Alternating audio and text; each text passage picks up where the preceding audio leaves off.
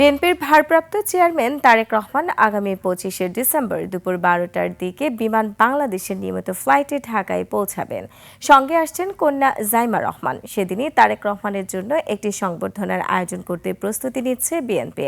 বিমানবন্দরের সার্বিক ব্যবস্থাপনা নিয়ে সিভিল অ্যাভিয়েশন কর্তৃপক্ষের সঙ্গে বৈঠক শেষে বিএনপির স্থায়ী কমিটির সদস্য সালাউদ্দিন আহমেদ সাংবাদিকদের এসব কথা জানান।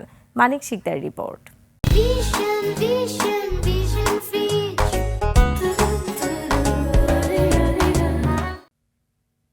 দীর্ঘ 18 বছর পর দেশে ফিরছেন বিএনপি ভারপ্রাপ্ত chairman Tarique Rahman. 24 December London থেকে রওনা হয়ে 25 তারিখ হযরত শাহজালাল আন্তর্জাতিক বিমানবন্দরে পৌঁছাবেন।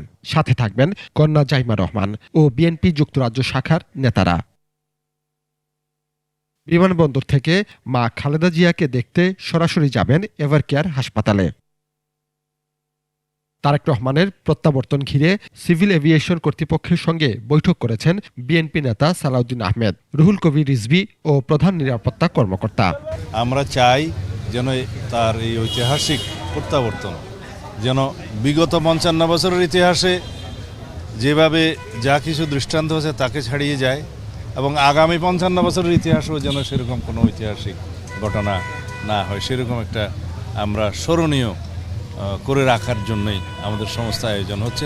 বিএনপির এই নেতা জানান, দলের কর্মীরা সেদিন দেশের বিভিন্ন জেলা থেকে তারেক রহমানকে স্বাগত জানাতে ঢাকায় আসবেন। মানুষের যে উপস্থিতি যেটা হবে এটা হবে ঐতিহাসিক, নিঃসন্দেহে সেই ইতিহাসের স্মরণীয় জনসমাগম নিশ্চিত করার জন্য আমাদের এই কমিটির নেতৃবৃন্দরা দিনরাত তারা পরিশ্রম করছেন। তারেক রহমানের আগমন উপলক্ষে 24 ডিসেম্বর রাতে কক্সবাজার, সিলেট, জামালপুর, ময়মনসিংহ, রাজশাহী, পঞ্চগড়, কুড়িগ্রাম সহ বিভিন্ন রুটে ট্রেন রিজার্ভ করার সিদ্ধান্ত নিয়েছে বিএনপি।